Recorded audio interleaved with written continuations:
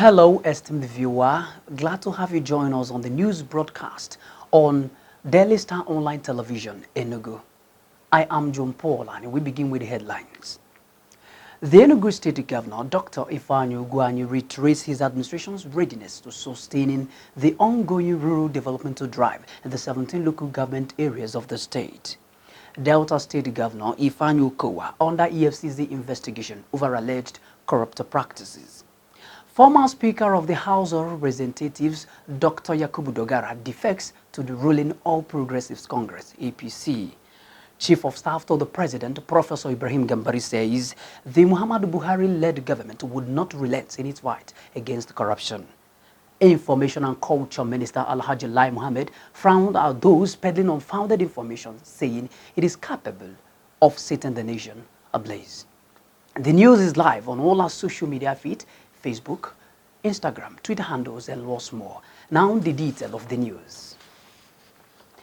Governor Ifeanyi Ugwuanyi of Enugu State has reiterated his administration's readiness to sustain the ongoing rural developmental drive in the 17 local government councils of Enugu State. Governor Ugwuanyi made this known to newsmen through the state's Commissioner for Information, Nnanyelugo Chidara, on Monday. The detail of this report comes away in our subsequent bulletin.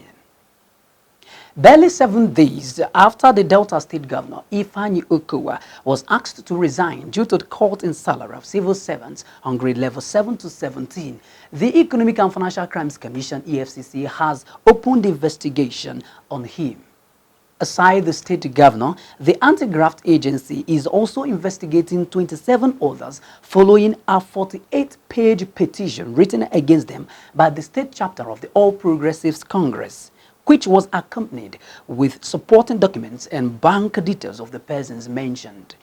According to the report, a petition was submitted on April 2020 but was purportedly swept under the carpet by the former acting chairman of the EFCC, Ibrahim Mago, who prevented the petition from getting investigated despite the weighty allegations. It was gathered that the petition is currently being looked into by the legal department of the commission following a directive by the new acting chairman. Also, EFCC is curious to know how a whopping sum of 150 million naira was used to buy Lexus 570 armored car 2016 model in the same year for Governor Okowa, when the car is actually valued for 98 million naira and the year it was sold. The former Speaker of the House of Representatives, Dr. Yakubu Dogara, has dumped the People's Democratic Party, PDP, and defected to the ruling All Progressives Congress, APC.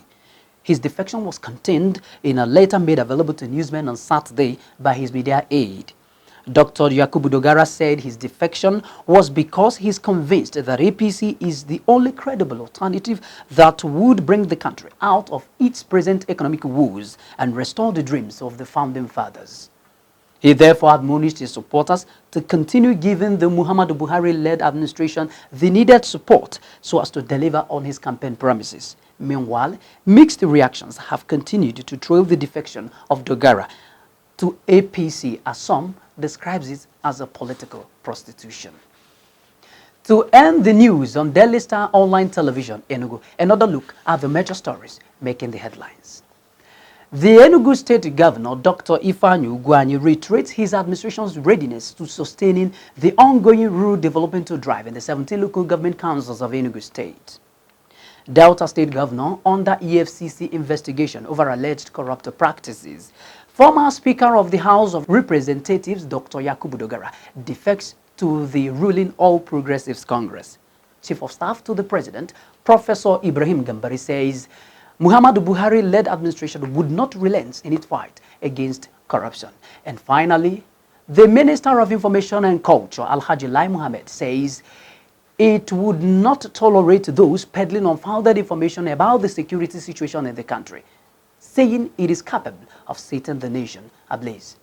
That's the size of our bulletin tonight on Daily Star Online Television. On behalf of the news editor, Raymond Ugu, and the production team, I remain yours, John Paul Ani, saying many thanks for finding time to be part of the broadcast.